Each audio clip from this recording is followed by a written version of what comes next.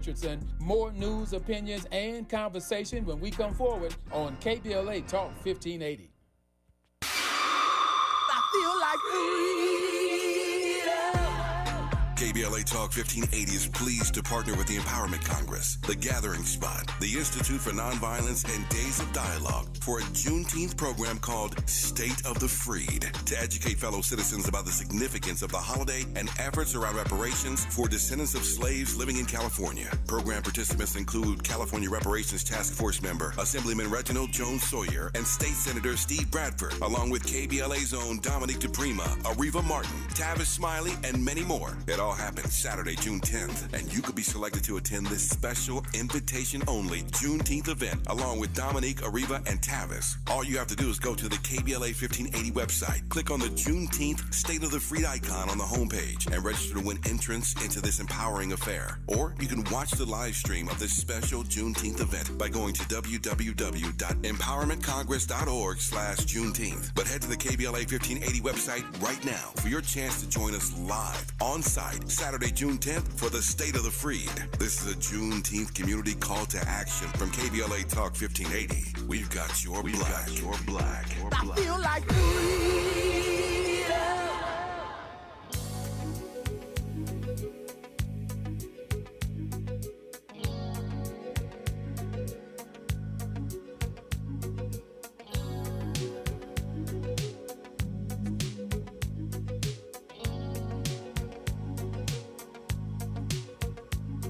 You must understand the touch of your hand makes my pulse react. That it's only the thrill of boy meeting girl opposites attract. It's physical, only logical. You must try to ignore that it means more than that. Oh, what's love got to do with it? What's love but a second-hand emotion? What's love got to do with it? Everything. Who needs a heart when Everything. a heart can be broken? I'm Tavis Smiley. That's Tina Turner. As you well know, we've been playing Tina all 3 hours of today's program, giving her passing yesterday at the age of 83. What a life, what a legacy, what an artistic genius she was. The queen of rock and roll has been silenced, but her music will live, of course, forever. And it's been our great joy, our great delight to play the best, some of the best. Hard to squeeze all those hits into 3 hours, going in and out of segments. But we've enjoyed the opportunity to play her music today. What a great show it's been. And we are finally at the point now I've been waiting on for months. Actually, for a good part of my life, I've been waiting for this conversation. And I'm so delighted to have these two sisters join us in studio in this hour. The curators of the much-talked-about Jean-Michel Basquiat exhibit King Pleasure, now showing at the Grand LA here in LA. The two curators just happen to be the two sisters of Basquiat. Lisanne Basquiat and Janine Herveau. They both join us live in studio right now. Janine, I am delighted to welcome you to KBLA Talk 1580. How are you today? I am fabulous. Thank you so much. Let me turn that mic, get you on that mic just a little bit more here. There we go. Say that again now. I am fabulous. Thank you so much for having us here. Now you sound as fabulous as you look. That's how we want that. Lisanne, how are you today? I'm doing really well. Thank you, Tavis. It is such an honor to have the sisters of Basquiat grace, and I mean that sincerely, grace this studio. So thank you for coming in to see us. We were just playing Tina Turner.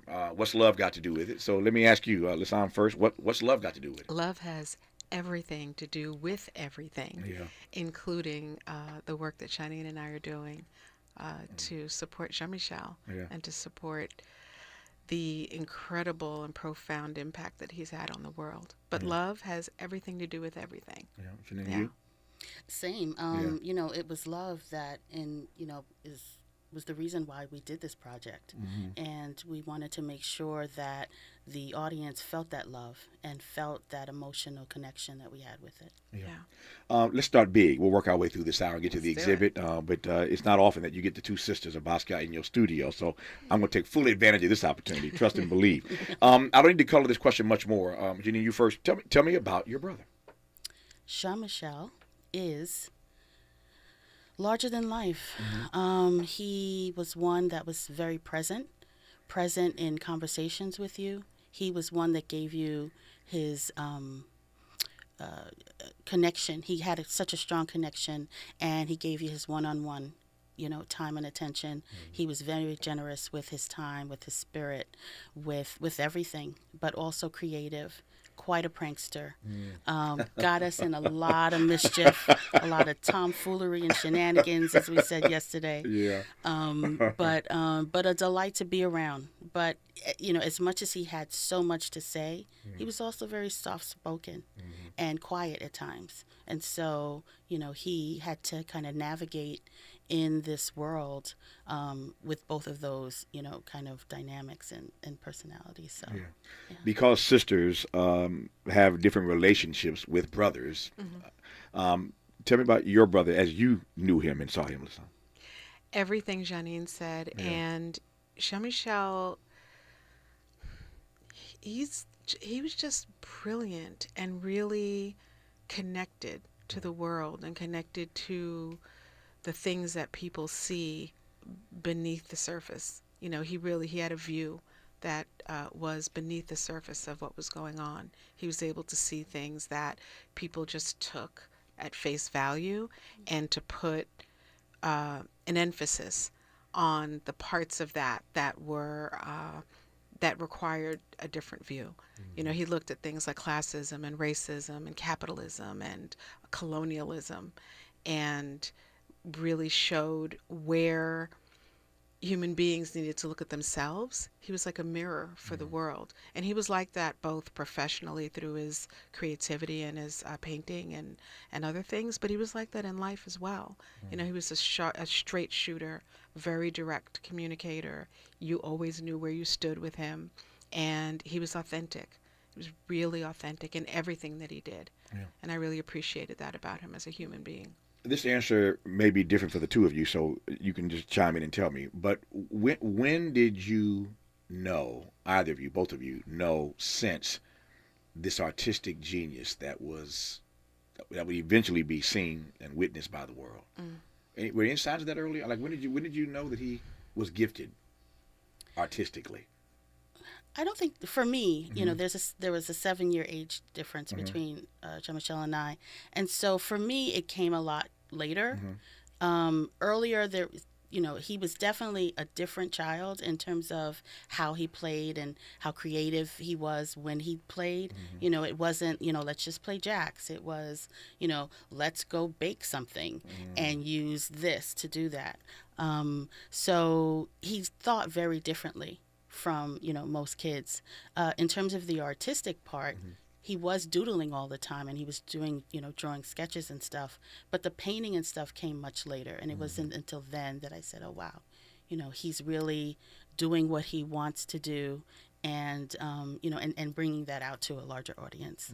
So what did you see early on? For me, I don't know about early on, because he wasn't, I often tell people it's not like he was walking around the house with like a beret and a palette and like, painting. But you saw those doodles too, though. You saw the doodles. For sure. Okay. I mean, I always knew that Jean-Michel was incredibly creative because he lived creativity. Like Janine said, everything he did. I mean, this dude made moonshine in his closet in his bedroom.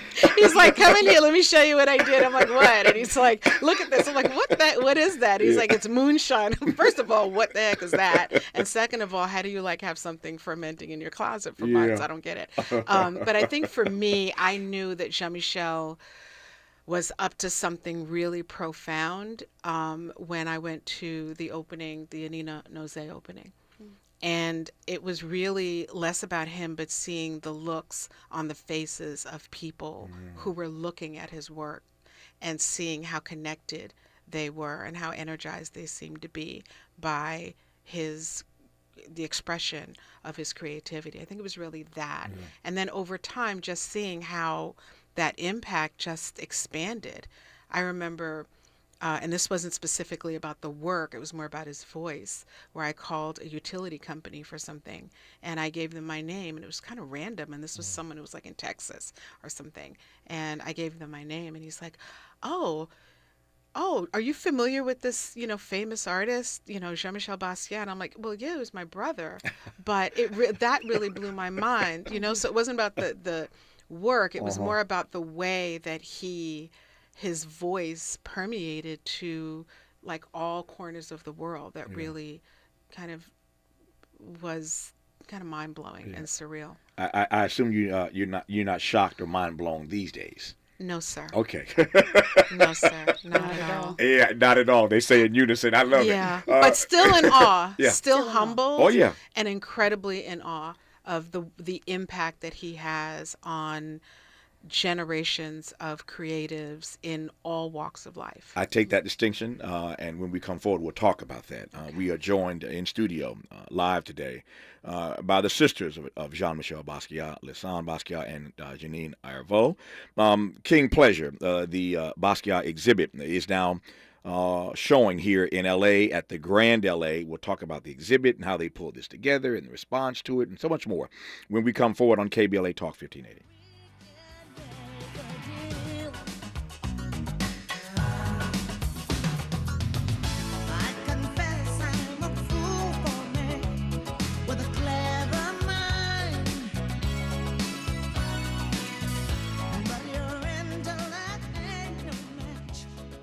We've got a lot to talk about. Good thing we've got 3 hours. More of Tavis Smiley when we come forward. In our community, mental health struggles can sometimes go unnoticed. The suicide rate among Black youth has risen faster than any other ethnic group. Only 1 in 3 African Americans who need mental health care receives it. African American women are only half as likely as their Caucasian counterparts to seek professional mental health services. Even those who guide us spiritually can sometimes face their own challenges. 45% of pastors say they've experienced depression or burnout to the extent they need to take a leave of absence from ministry. As people of faith, it's time to acknowledge it's okay not to be okay. You can pray and get help. Visit normalizehelp.org for more information and resources. Join us in raising mental health awareness in our community. Funded by the Los Angeles County Department of Mental Health and the Champion Counseling Center of Faithful Central Bible Church. KBLA Talk 1580. We've got a lot to talk about. Maisha Cairo here for KBLA Talk 1580. We're live in Los Angeles at JP Morgan Chase's Advancing Black Wealth Tour. And I'm speaking to some of the attendees today to see why it was so important for them to be here. Yeah, this is Lathan and Tyler. Main reason that's very important for me to be here is just to leave a legacy for my kids. Black wealth, generational wealth is what we need in our community, Oh, Chase, someone has to take the lead. They're showing, big business like Chase cares, and, they're putting their money where their mouth is at, So it's good to see, big institution like Chase, giving a lifting hand, to the community. And, you got to respect that. It makes me want to bank with Chase and, give them, another look if I go to another institution. I actually see what Chase is doing for the community. That's right. Chase is doing their part to help advance Black wealth. For more money support, tune in every day from 12 to 2 to KBLA Talk 1580's Midday Money Chain, right here. As a dentist, I know what my patients are saying when they really can't speak. She says her gums have been bleeding.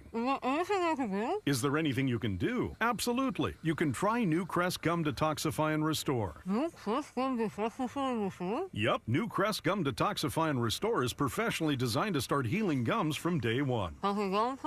Right. Healthy gums, healthy mouth. Crest Gum Detoxify and Restore. Smile. Crest has you covered.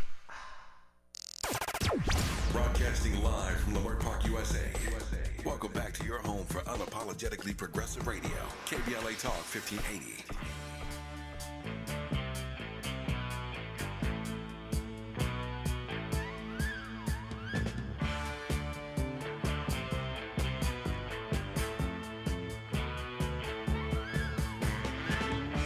try ain't all it could be. This girl will put him right. I'll show him what he could be now if you would give me one more night. I'm the gypsy, I'm the acid queen. Take it before I stop. I'm the gypsy, and I'm guaranteed to tear the soul apart. Playing some of the best of Tina Turner all 3 hours of our program today as we have now arrived in the last hour. And the last hour is the best hour because the sisters of Jean-Michel Basquiat join us live in studio right now. Lisanne Basquiat and Janine Erivo are with us. Is that better? Was that better that time? Janine. Janine. There you go, yeah. Janine. Janine. Yes. Janine. Isn't that better? It is. It sounds sexier. See? Janine. Thank you. Yeah. I like And then you have to move your arms when yeah. you're doing it again. Janine. I like it. It feels better. I said it. Janine. That's right. Yeah. I'm going to stop that because Janine's husband is filming me right now. I just realized her husband did it. He's like, do one more of those. Yeah, no. I saw him in the for those who are not watching on live stream to see the Basquiat sisters in our studio, there's a glass between my studio, the main studio, and the control room, and Janine's husband is in the control room looking at me through the glass. And I know he's thinking, Negro, you're getting way too happy with that. You're getting a little. Like, that was 7 times. Yeah, you're doing too much. You're doing too much. I apologize, good sir. I meant nothing about it. Listen, he calls me Jay, so Yeah. he might start thinking about calling me Janine. I don't know. I got it. Well, I won't be that common. I won't start calling her Jay. Although that's easier to pronounce than anything else we've done so far. I digress. As a matter of fact, when your sister was last on, Lisanne was on, we had a conversation, and I said, just take a moment, and I'll do it again right now, because I know that people mispronounce that last name all the time. That's right. We did. And it's important if you're going to talk about an artist of this ilk, an artist of this importance, and of this stature, that you pronounce the last name correctly. So for those who didn't hear, Lisanne, when she was on before, do it again. Basquiat. Basquiat. It's like Baskeea. Do not pronounce the T. Just Basquiat. There you go. Yeah. So for all of you who have been mispronouncing, all our lives. a whole lot of people, curators out there sure. are like, oh man. Yeah. So now we all know how to pronounce the last name correctly. So let me do this. Tell me about your parents. It's impossible to have two sisters here as we celebrate their brother and his artistic genius. To not talk about the parents who made all this possible. So Exactly. tell me about your mom and daddy, Nim, as we say. So our mother was born and raised in Brooklyn, Bushwick, Brooklyn, Puerto Rican. Bushwick. And she pretty much lived in the house that she grew up in for a majority of years until she passed. And she met my dad. My dad came over here from Haiti as under 20. They met and fell in love. They met at Palladium, but the Palladium nightclub that was uptown. And they shared the mutual language of Spanish. So that's how they were able to communicate between Spanish and dance. Nice combination. Very nice. And she taught him English, and they decided they wanted to start the American dream, get married, have 3 kids. My dad pushed a garment rack in the garment district. Yeah, sure. As he worked his way towards earning his degree, his CPA degree. So it's interesting because it's that influence that is the reason why he was so hesitant in terms of Jean-Michel, kind of pursuing a dream that was so different than the norm. He knew how much he struggled in order to, get to where he was. And so to say, hey, I want to be an artist, very difficult for him to kind of accept the life that could have been possible for Jean-Michel if it didn't go the way that it eventually did. The flip side of that story, Lisanne, as I hear it, though, is that it makes the entire family not strangers to hard work. Oh, that's right. That's And right. remember, if your father is pushing garment racks in the garment district while he's working to get his CPA, then hard work cannot be foreign to any of y'all. You know, it's interesting. Jean-Michel, and this is a public story where he said, I'm going to be famous one day. And in the exhibition in the 1960 gallery, which is the first one, there's an address book that our dad had, that he had from the time that he was in school, where he wrote, I'm going to be an American businessman. And that's what he did. So I think we're no stranger to hard work, for sure. And also no stranger to being clear about what we want and then figuring out how to get to that place and make that happen. What have you okay, this is getting rich now. Okay. What has that taught you? What does that say to you, Lisan, since you raised it? We'll start with you. What's that said to you over the years about the notion of manifestation? For those who are biblical scholars, you know the verse that says we can call things that are not as though they were. Calling things that are not as though they were. But I hear your father manifesting. I hear your brother manifesting. What have you learned then about manifestation, calling things that are not into our lives as though they already existed? I live manifestation every day. And I'm really clear on a daily basis about how I want my day to go, and also about the bigger goals that I have. I think that it is so important for so many of us who are dreaming things to be clear about what you want. I think we are much more comfortable talking about what we don't want and what we don't like than we are speaking about what our vision actually is for relationships, for projects, and other things. I feel so blessed and appreciative for being part of a family of people who are no strangers to hard work, who are really clear about what we want, and who are also willing to humble ourselves to do the work and to learn how to get that thing done. Because sometimes you can, like Jean-Michel, he was this incredible creative talent. Had he not been also willing to tap into the other side of his brain and learn the business of art and understand who the players were and figure out how to get himself around those people who could help him to further his career, he may not be the Jean-Michel Basquiat that we are all very familiar with today. And I really credit our parents, both of them, Gerard and Matilda, for showing us that what you want is possible. Yeah, I love when you say their names, Gerard and Matilda. Yeah. Say their names. It's vitally important to keep That's those right. memories and legacies alive. Today, as you probably know, is the 3rd anniversary of the murder of George Floyd, and so we spent our first hour today just reflecting on what has and has not transpired.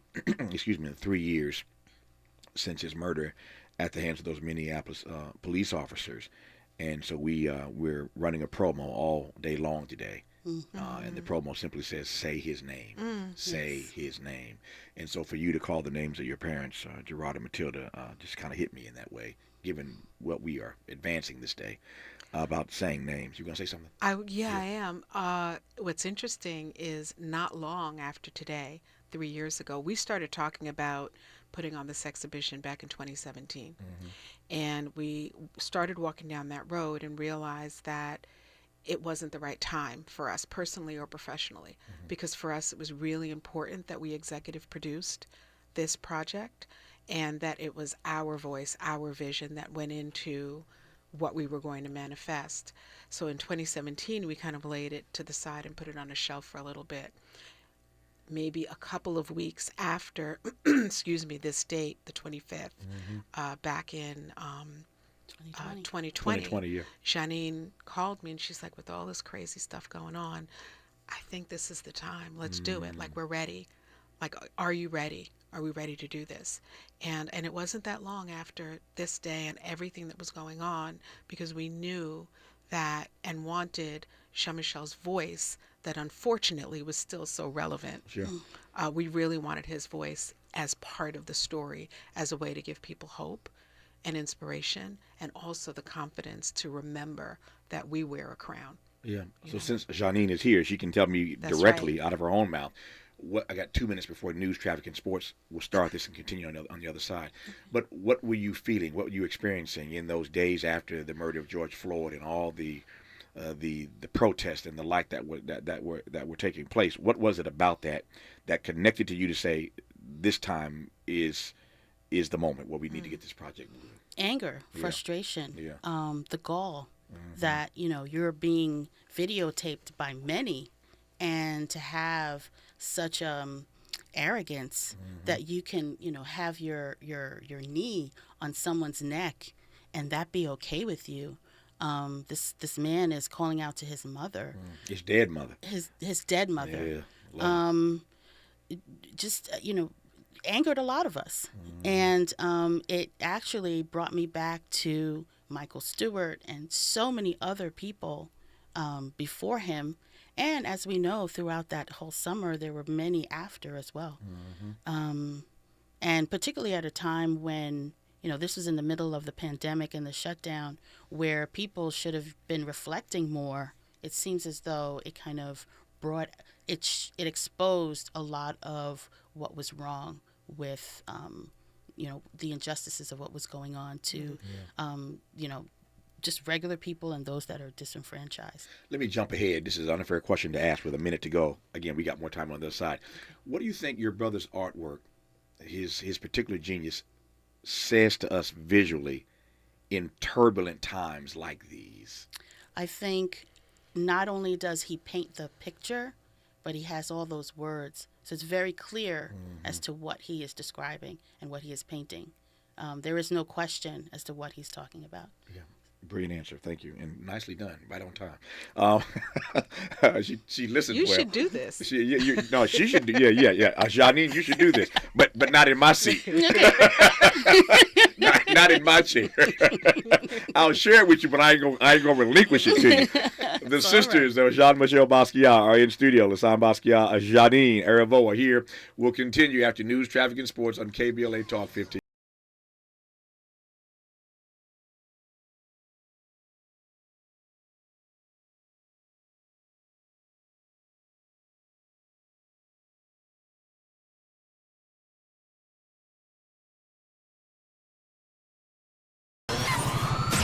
KBLA Talk 1580 is an intervention. When we come forward, includes you. KBLA Talk 1580, turning pain into power. I'm Ree Harris, and here's the latest from the Black Information Network. Florida Governor Ron DeSantis has announced his 2024 presidential run. The Republican made the initial announcement on Twitter last night. If you nominate me, you can set your clock to January 20th, 2025 at high noon, because on the west side of the U.S. Capitol, I will be taking the oath of office as the 47th President of the United States. DeSantis trails former President Trump by a wide margin in every poll. Progress is being made in negotiations between the White House and Republicans on a bill to raise the debt ceiling. That's what Speaker Kevin McCarthy told reporters on Capitol Hill. Here's African-American minority leader Hakeem Jeffries. To extract deep, painful cuts that will hurt the health, the safety, or the well-being of everyday Americans. And that's the latest. I'm Ree Harris on the Black Information Network and BINnews.com. Siglet in Costa Mesa still has 4 right lanes closed, 4 to 5 south past Harbor Boulevard. Traffic crawls along from Golden West Street. In Torrance, got a vehicle stalled 4 or 5 north of Crenshaw Boulevard. Right lane taken away there. Watch for slowing starting back at Main Street. And someone dropped a window frame in West Covina on the 10 West under Barranca Street. 2 right lanes taken up by wooden glass. In Baldwin Park on the 10 West under 20 Avenue. Crash there, moved to the right-hand shoulder. Still kind of slow from Sunset Avenue. Watch for a traffic rate to clear that one up. Finding a great hire can be a challenge. That's why there's Indeed. Their powerful hiring platform makes it easy to attract, interview, and hire candidates. Visit Indeed.com/credit and get $75 toward your first sponsored job. Terms and conditions apply. This is the KBLA Sports Minute with Ray Richardson. The Rams franchise has a special connection to the iconic Tina Turner. Turner was part of the pregame entertainment before Super Bowl 34 in Atlanta in 2000. The Rams, who were in St. Louis at the time, played the Tennessee Titans for the NFL championship. Turner did a 4-minute medley that included her legendary hit Proud Mary. Since Turner was a Tennessee native, native, born in Brownsville, Tennessee, the NFL reached out to Turner and she agreed to do the pregame show. Tina Turner, simply the best. The Clippers are looking for a new general manager. GM Michael Winger is leaving the club to become director of basketball operations for the Washington Wizards. The Miami Heat have another chance to win the Eastern Conference title tonight. The Heat are up 3-1 on Boston. Game 5 in Boston at 5:30 on TNT. No debates, no speculation, just the info you need. That's your KBLA Sports Minute. I'm Ray Richardson. More news, opinions, and conversation when we come forward on KBLA Talk 1580.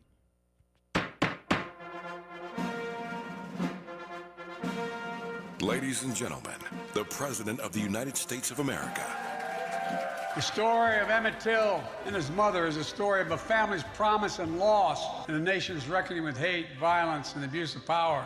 It's a story that was seared into our memory and our conscience, the nation's conscience, when Mrs. Till insisted that an open casket for her murdered and maimed 14-year-old son. She said, "Let the people see what I've seen." The reason the world saw what she saw was because of another hero in this story, the black press. Jet Magazine, the Chicago Defender, and other black radio and newspapers were unflinching and brave in making sure America saw what she saw. Ida B. Wells once said, and I quote, "The way to right wrongs is to turn the light of truth upon the wrongs." Turning the light of truth upon the wrongs. We're unapologetically progressive. KBLA Talk 1580, and we don't black down.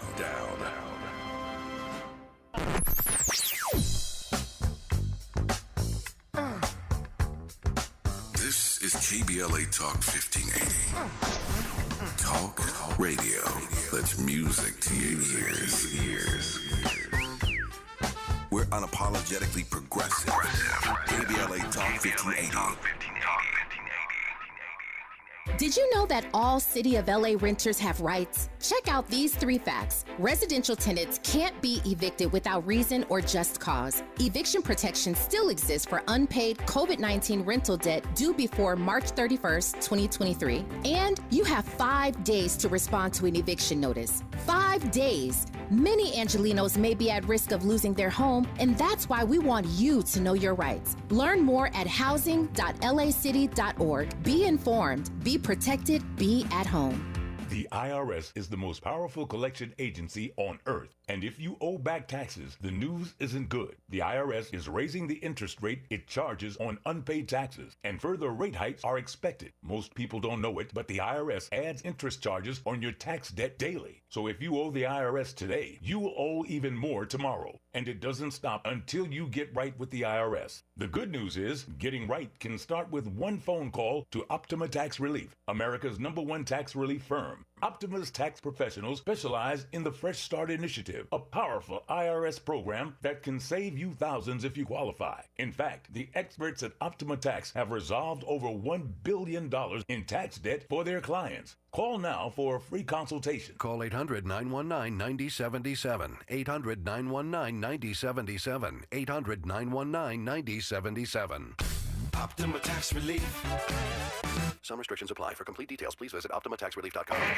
This is KBLA Talk 1580, where hate meets a scholarly match. Hey.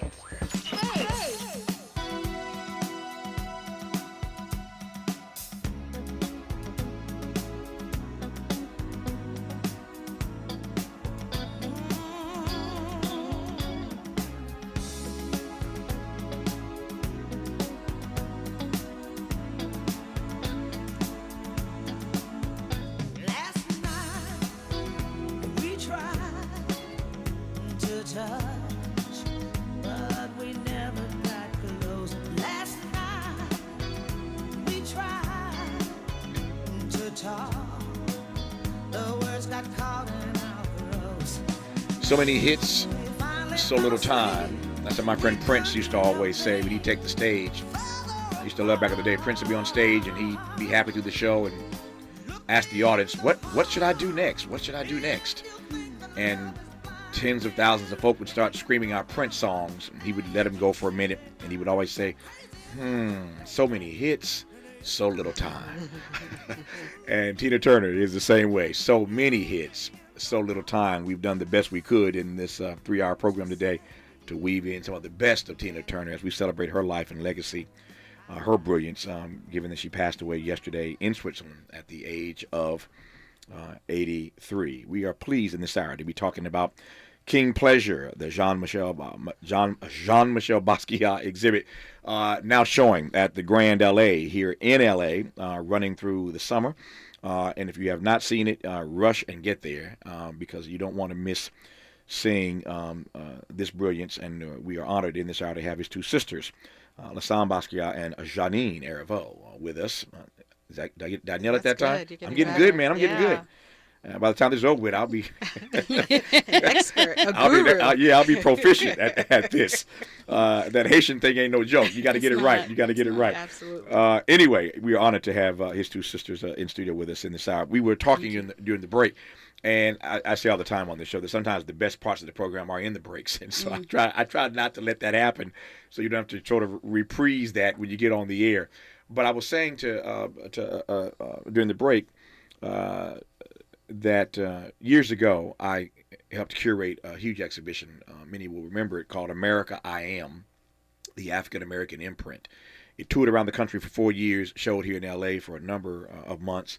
But it toured the nation. Walmart was the title sponsor, and I worked with a great team to curate all of these items, about 400 artifacts that really told the story of the black contribution to America. The exhibit was built around that Du Boisian notion, that Du Boisian question of would America have been America without her Negro people?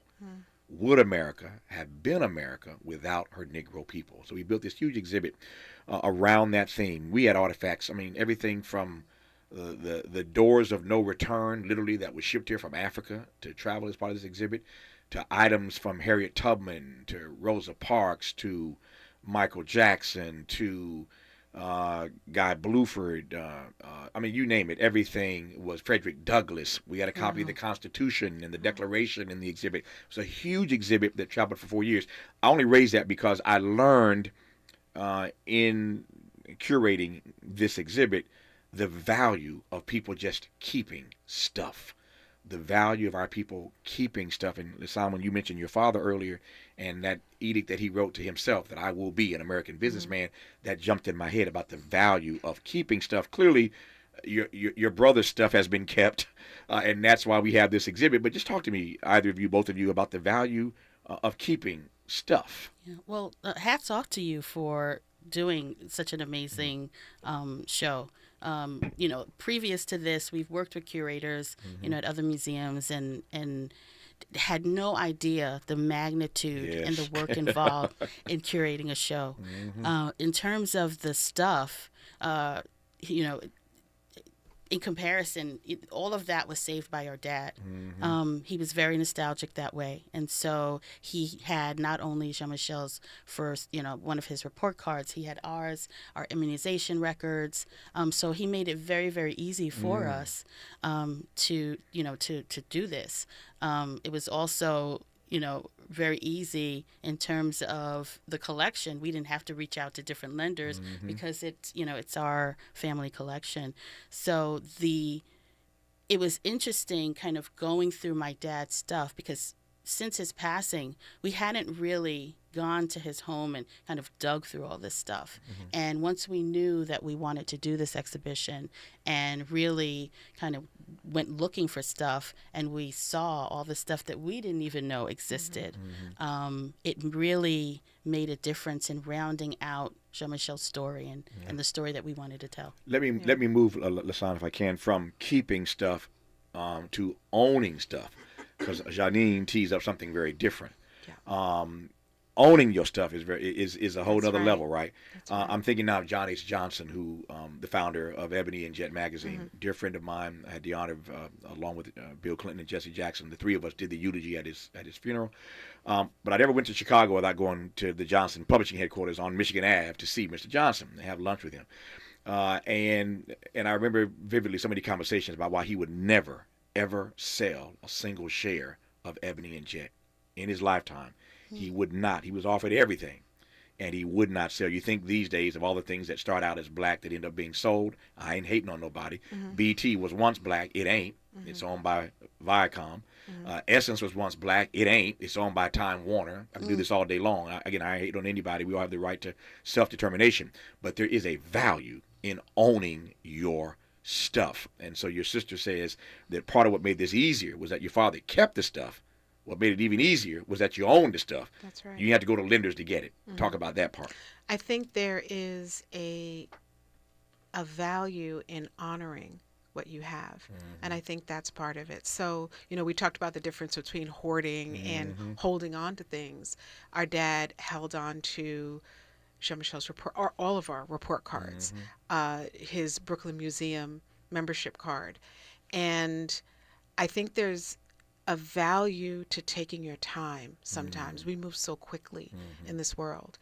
And there are people who make comments sometimes about licensing and why do we do licensing and that kind of thing.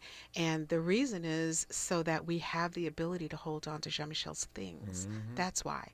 And these things don't all happen for free. So I think that if you understand that for some things move really quickly and for other things have a little bit of patience and just kind of wait. And if we as a family, our dad and mom, if they were to have run out and sold all of Jean-Michel's things, he'd still be this amazing artist, but we would not have agency in that. We wouldn't have an investment in it. So I think it's really important to maybe not hold on to every single thing, but pay attention to what you're discarding and hold on to the things that make sense for you to hold on to. This is inside. I'm sorry, go ahead. I wanted to just add to that is it probably would have been very easy for my father, our parents, for us to step in and say, you know what, let's just sell off all of this artwork and, live really great lives. The reality is the history and the legacy that not only did my dad create here, but our grandparents and Jean-Michel, this is true legacy for us, and it is something that we want to pass down to our family members and keep it that way. Let me ask this right quick here. Lasandra, you mentioned this. I want to come to you and get your take on it right quick here. And this is inside baseball, but I'm fascinated by stuff like this, and the audience will be too, many of them because they're entrepreneurs listening to us every day, of course, in this city and across the country. You said baseball. I feel a little intimidated. No, don't be intimidated. That's just a phrase. It's inside baseball. Okay. It's really, let me make you more comfortable. Licensing. We're talking about licensing. Let's do it. You mentioned that. Now, you feel better now? Yeah. Okay, I know you can answer this question. So you mentioned licensing a moment ago, and I'm fascinated by this because I mentioned Prince earlier. And Prince licensed one song one time, and he regretted it. He licensed the song Little Red Corvette, and I'll let you guess who he licensed it to. Chevrolet. Okay. And he hated it. He never did it again. He regretted it. I talked to Stevie not long ago, and I was teasing Stevie. I said, Stevie Wonder, of course. I said, Stevie, man, I'm hearing your music everywhere, and I think, you didn't ask me, but I think your people are being a little too liberal with your catalog. I mean, this stuff means something to us, and I'm seeing on this commercial and that commercial. That Stevie's right, but it's all about licensing. So talk to me very quickly about how the two of you are going about making decisions about licensing Basquiat's work. Well, we're not licensing his work. We're licensing the right to use the imagery. Sure. And we're doing that because it is a way for people who may not otherwise have the means or ability to purchase an artwork. It gives them the ability to purchase artwork on a T-shirt, on an item, on a phone case, or any of the other things that we've licensed out. And so for us, it's a way of being able to hold on to the thing of value, which is his artwork, and still provide people access to him and to his creativity, while also, full disclosure, also providing us the ability to support the operation of running the estate of Jean-Michel Basquiat, which costs money. Not inexpensive, Exactly. Not small feat at all. Ain't nobody mad at y'all. I love a smart. Some people are. I ain't one of them. But that's okay. As Jay-Z said, I got 99 problems. that ain't one of them. Exactly. I love brilliant black women. More with these two when we come forward on KBLA Talk 1580. Be sure to like and follow Tavis Smiley at The Real Tavis Smiley and get Twitter updates at Tavis Smiley. The conversation continues when we come forward. We've got a lot to talk about. Are you interested in catching up on all the latest entertainment news, trending topics, and exciting interviews? I got you. Tune in to The Raw Report with Robin Ayers, Monday through Friday, 6 to 7 p.m. I'm your host, Robin Ayers. Join me every weekday with some of the best entertainment contributors in the business as we break down what's going on, who's got next, and what not to miss. Only on The Raw Report with Robin Ayers. Unapologetically progressive. KBLA Talk 1580. We've got your black.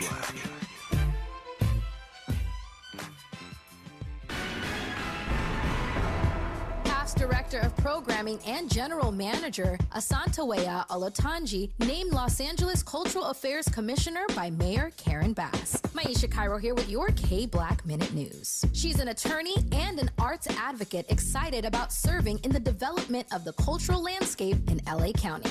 Olatunji is the co-founder of the Pan-African Film Festival, also known as PAF. She began her career as an entertainment lawyer on staff with Paramount Pictures. Her legal career was diverse, and she was on general counsel for the LA Black Employees Association, amongst many other affiliations. Her new role with the city will make her a member of the advisory board responsible for the review and approval of all architecture and artwork on or over city property. Congratulations. I'm Maisha Cairo, and this is KBLA Talk 1580. Have you faced discrimination in Los Angeles? The City of LA Civil Rights Department can help. They investigate private sector discrimination in LA City in commerce, education, employment, and housing. If you're facing discrimination, submit a complaint online for free at laisforeveryone.com. That's laisforeveryone.com or call 213-978-1845. Gain presents a tale of longing and long-lasting scent. Dear love of my life, we were on the 12B bus when I caught a whiff. A scent so fresh, so life-changing, I had to find its source. I didn't know if you were the woman in the pink freshly washed cardigan or the retired mailman next to me, but I knew one of you was my soulmate. Ah, the scent of Gain Flings. Add Gain scent beads for an even longer lasting scent. Let's unpack a little bit more with Tavis Smiley. The conversation continues right now. Janine was saying something. Janine Arabo was saying something a moment ago that I want the audience to hear. What were you saying about your brother and his you tell the story. I was just speaking, on in terms of his generosity and kind of his emotional connection to the gifts that he gave people. And so a lot of the artwork. Gifts of artwork, yeah. Gifts in general, but okay. Gifts in artwork, the paintings and the drawings that he gave out to friends, when they sold them, it hurt him deeply because for him, it was a gift that he gave and didn't expect people to sell. Yeah, I can't imagine why any artist would feel differently. Mm-hmm. If I give you something as a gift. Correct. And then you cash in on it. Yeah. That's an insult. Mm-hmm. It's an insult. Is, and he took it as one. Yeah, I can see that. All right, I could talk to you all about your family and how to pronounce your names correctly and all that good stuff for hours. I'm watching my clock here. I want to spend the rest of our time talking about the exhibit. And I exhibits are hard to explain. Obviously, as you know, being curators now, you have to see it, right? I can tell you what's in it, but if somebody once told me, I can explain it to you, but I can't understand it for you. Right. So I can tell you about it, but you got to go see it. So I'll just pass the mic and let you tell me about King Pleasure.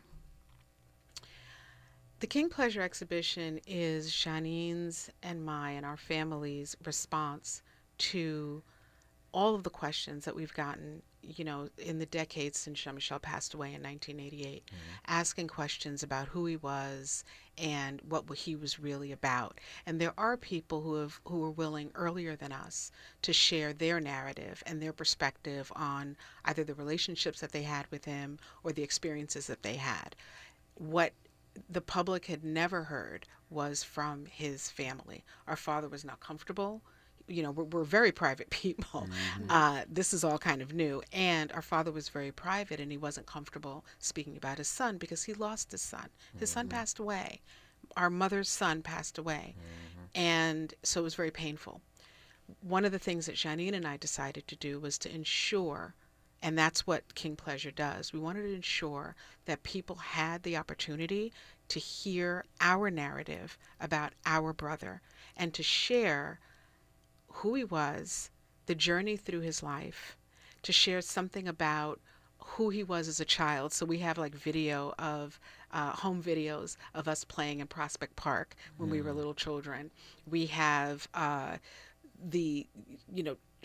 childhood photographs. We wrote a catalog that accompanies the exhibition where we talk about the history of our grandparents and our parents and Jean-Michel. We have drawings and notebooks from Jean-Michel when he was a teenager. He was the illustrator, for the school newspaper, City As School in New York. And so we have some of those issues. We also have a recreation of our both kitchen and living room from our childhood home, where 90% of the items in those two rooms are the actual items that we had, including like the coffee table, our father's ashtray, the Encyclopedia Britannica, the entire thing. We're missing one letter G. I don't know why, but anyway. So it was really important for us. I think G stands for gone. Or Gerard. Yeah, or Gerard. Or Gerard. So I don't know. We're like, did he take it? Like, Gerard took it with him. Yeah. He's like, listen. So it's just it really is an act of love on our part, and it's an opportunity for us to both share Jean-Michel and then put his work around it, to share parts of Jean-Michel and who he was as a person, and also to put this moment in our family's history tie it up in a bow for our children so that they could see and understand more about Jean-Michel, because out of the 5 nieces and nephew, my son is the only one who actually met him. He passed away after. So this is as much for your family as it is for all the rest of us. Absolutely. Powerful frame. Our remaining moments with Basquiat's sisters when we come forward on KBLA Talk 1580. A safe place to go loud. A great place for progressive politics. KBLA Talk 1580. On April 17th, 2023, Multicultural Radio Broadcasting Licensee, LLC, licensee of station KBLA AM Santa Monica, California, 1580 kilohertz, filed an assignment of license application with the Federal Communications Commission. Members of the public wishing to view the application or obtain information about how to file comments and petitions regarding the application can visit publicfiles.fcc.gov and search in station KBLA's online public inspection file.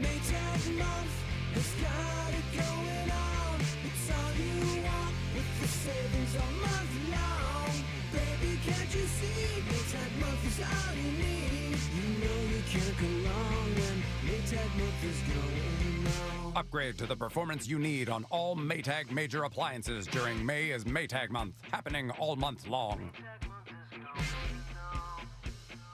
Maytag month is going on. When you're young, life is full of choices. Don't let opioids like highly addictive and deadly fentanyl take away your life and your choices with just one wrong pill. Addiction is a disease that can affect anyone at any age, but there is a choice to get help for this disease. Find medically proven treatment options, including virtual, at choosemat.org. JP Morgan Chase is building on the investments in California and around the country to help close the racial wealth gap and build a more equitable future. As part of JP Morgan Chase commitment, they are taking action to help improve financial wealth and access to banking in the Black community, helping more people open low-cost checking and savings accounts, hosting community seminars with supporting Black-led institutions by building awareness about financial investments, hiring community managers, and opening community center branches like Crenshaw, Inglewood, and downtown LA. Visit today, jpmorganchase.com/racial equity. Again, jpmorganchase.com/racial equity. Get the tools to help reach your financial goals. Visit today, jpmorganchase.com/racial equity. Again, jpmorganchase.com/racial equity.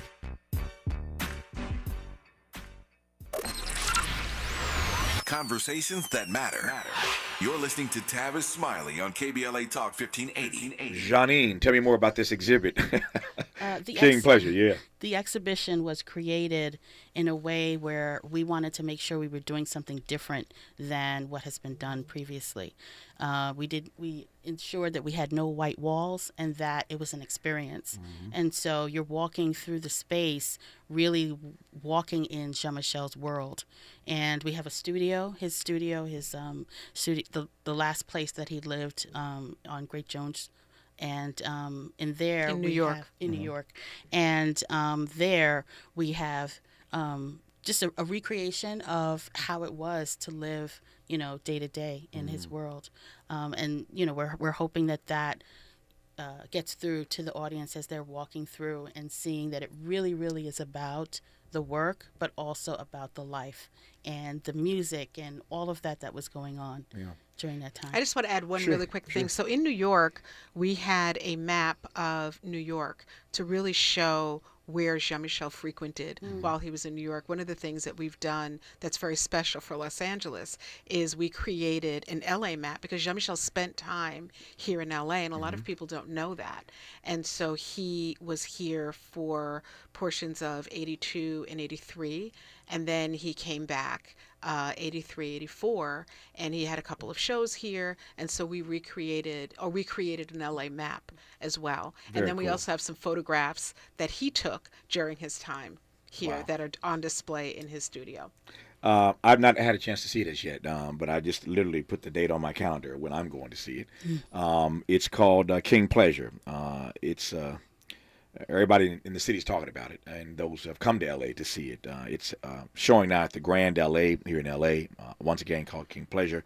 And what a pleasure it has been for me to have Lassam Basquiat and Janine Erivo in our studio for this hour. So thank you both for coming in to see us. It means a great deal to us to have you here. That's our program for today. I mentioned this third hour was going to be great, and it was even greater than I thought it would be. So just delighted that they came to see us. Tomorrow is the best of Tavis Smiley on KBLA Talk 1580. Until tomorrow, time now to make room for the KBLA Midday Money Chain. Up next, the Millionaires Roundtable with Lynn Richardson, followed by Ahead of the Crypto Curve with Najee Roberts. Old money, new money, either way, we got you covered here on KBLA Talk 1580. Until tomorrow morning, thanks for tuning in. And as always, keep the faith.